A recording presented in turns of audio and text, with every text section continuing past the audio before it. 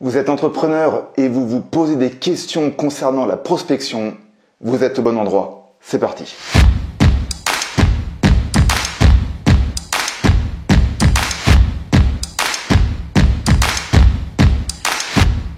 Bienvenue dans cette nouvelle vidéo. Si c'est la première fois que vous arrivez sur ma chaîne, je m'appelle Gabriel Moreau et je suis consultant formateur. J'accompagne des entrepreneurs de l'élaboration de leurs projets jusqu'au décollage de leur activité.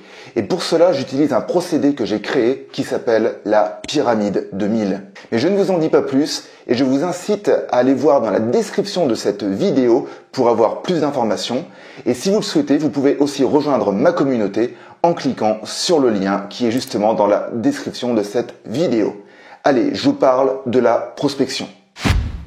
Pourquoi prospecter? Aujourd'hui, je vais vous donner 4 raisons pour lesquelles vous devez absolument prospecter. La première, qui va complètement de soi, c'est le fait que vous êtes dans une création d'entreprise et que vous n'avez pas de clients. Donc là, effectivement, il ne faut pas avoir fait un master marketing pour comprendre que si vous n'avez pas de clients, eh bien votre entreprise ne pourra pas décoller. Donc, c'est la première raison, vous n'avez pas de clients, alors vous devez prospecter. La deuxième raison, vous l'avez sûrement vu ces dernières années, quand on voit les chiffres de la création d'entreprises en France qui explosent d'année en année. L'autre fois, je regardais les derniers chiffres. Entre 2015 et 2019, le chiffre a pratiquement doublé pour la création en termes de micro-entreprises. Donc, autant dire que s'il y a beaucoup plus de création d'entreprises, eh bien, vous l'avez peut-être compris, il y aura forcément beaucoup plus de concurrence. Et vos clients seront forcément prospectés par cette concurrence et seront peut-être amenés à vous quitter. Je vais maintenant vous faire une analogie pour vous parler de la troisième raison qui fait que vous devez prospecter.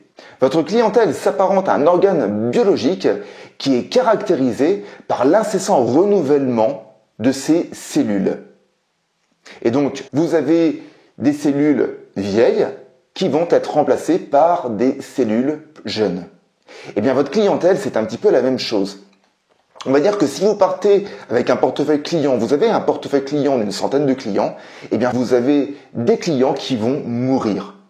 Alors, quand je dis qu'ils vont mourir, on s'est compris, ils vont pas forcément se retrouver à la morgue, non, c'est pas ça. Tout simplement, j'ai relevé quelques raisons. Vous pouvez, par exemple, avoir des clients qui vont partir en retraite, donc forcément, ceux-là, va falloir les remplacer. Vous pouvez avoir des clients qui vont cesser leur activité.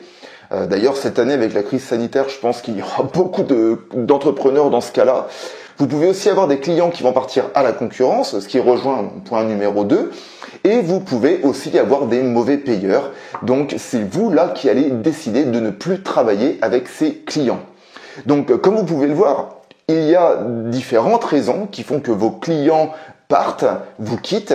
Et c'est pour cela que vous devez absolument prospecter.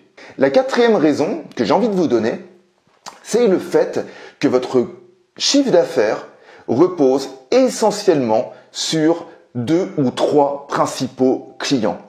Et là, clairement, c'est quelque chose qui peut être très dangereux parce que si vous perdez un client qui fait peut-être 50% de votre chiffre d'affaires, eh bien, cela risque de mettre votre activité en péril. J'ai un exemple très concret pour ceci et pour ce que je vous démontre. J'ai travaillé à une époque pour... c'est vrai qu'à une époque, on dirait que ça fait le mec qui a 70 ans, quoi.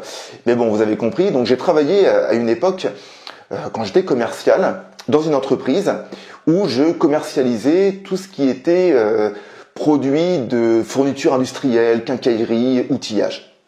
Et j'avais un objectif pour chacune des familles produits. Alors, une famille produit, par exemple, la quincaillerie était une famille produit.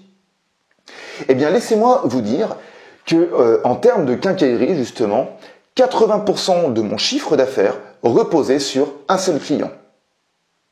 Un jour, on a perdu ce client, tout simplement parce que c'était un appel d'offres, et donc un appel d'offres, il y a toujours une date limite, un terme à cette collaboration. On n'a pas eu cet appel d'offres et donc du coup le chiffre d'affaires s'est écroulé en l'espace de 24 heures. Donc vous l'avez compris, au moment où le contrat n'était plus éligible.